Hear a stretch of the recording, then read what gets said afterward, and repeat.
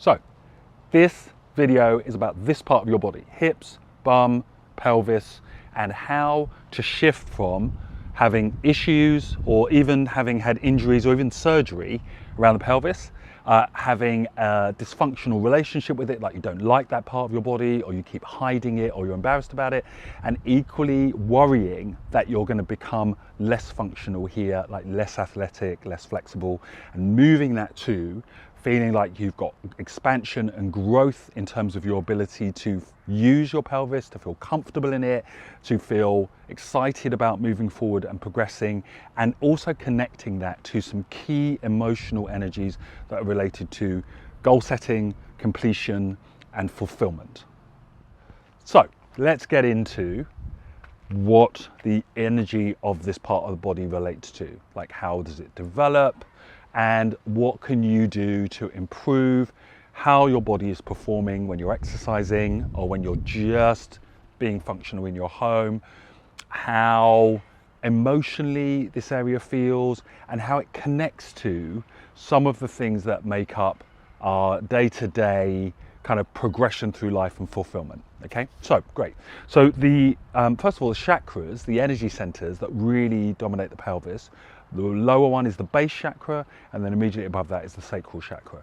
Now, most people would understand the base chakra to connect to completion. So it's about where you get to at the end of something, okay? Now, a good way of thinking of completion is you have your ideas up here, they move down through your body, and eventually you could say you give birth to something, you bring it into the world, and at that point, you're finished with it at one level.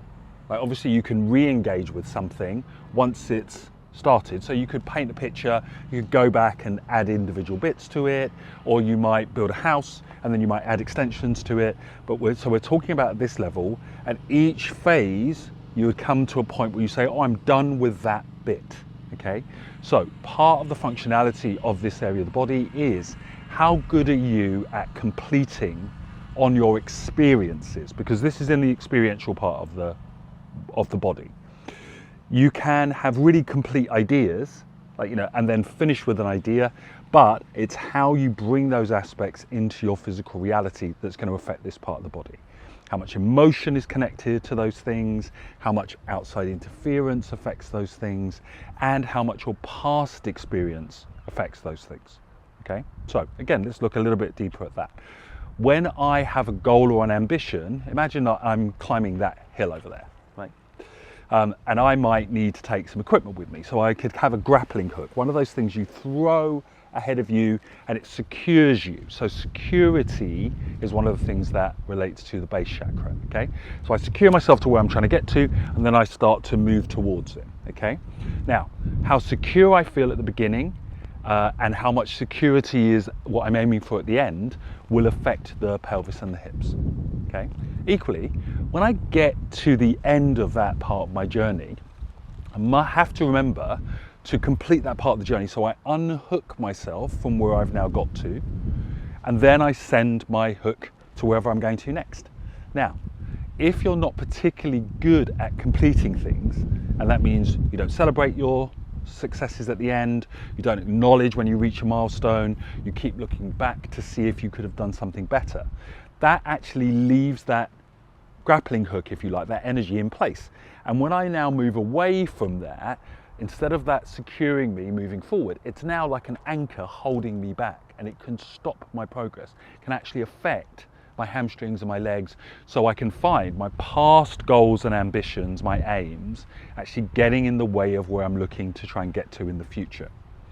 Equally, if I factor too many other environments or influences in, like I worry about what other people are going to think, or whether they're going to be happy, or if I let certain areas of my life compete, like my work goals and my personal goals are pulling me in different directions, all of those things will have an effect on the functionality of my hips and my pelvis. Okay, it can cause me to be less strong in this area, to hold weight in this area, to feel emotionally unstable in this area. So now let's look at some hints and tips about how to start, progress, and end powerfully to bring health, functionality, and a positive experience to this part of the body. So, first of all, it's about how you start with a clear vision. So you're going to start here with a concept, an idea of what you want to achieve. Okay. So even if you've got a physical goal that you want to achieve, like a particular weight or a particular shape of your body or a particular goal, like I want to cycle to Paris, for example, like one of my clients just did. I want to start with a clear idea of what you're looking to do. And that means you want to visualize yourself at the end. Okay. As you do that, you'll have all sorts of inside conversations about whether you can do it, whether it's going to clash with other things you're doing, what it's going to feel like. But what you want to do is start off with a clear vision of it before you start to let emotions or conversations get in the way. Okay? So visualize yourself at the top of the mountain, standing there, celebrating. Okay? This is one of the images I use in my environment central living training. Visualize yourself there and just let yourself be there. See yourself celebrating, okay? Because that's one of the things that people don't factor in. They normally see themselves exhausted at the end, or they just assume that they're going to be spent or maybe even disappointed because they won't get there, okay? But see yourself clearly. And then obviously you're sending that energy down and into the body, and that's by talking about it. It's by putting your emotional energy in terms of acceptance in the heart, like welcoming that, acknowledging that there might be some doubts or some fears along the way, and you might need some support, but really pushing that energy down until you are connected to that at some point you're going to complete that task, okay? Even if it means you have to try it a number of times. So that's committing to it in a way that means you're not going to, if you're stopped or if your journey's made more complicated, you're not going to give up necessarily, okay? So the first thing is about how you start. And then there is acknowledging that life is going to be happening around you and you might be distracted, you might have to pause, it might take you a certain amount of time to reach your goal, okay? It's having what you'd like an adult relationship to progress, and you might be set back. But that means you're creating multiple visions of how you can get to the top of the mountain. Like there's lots of different ways to get up there.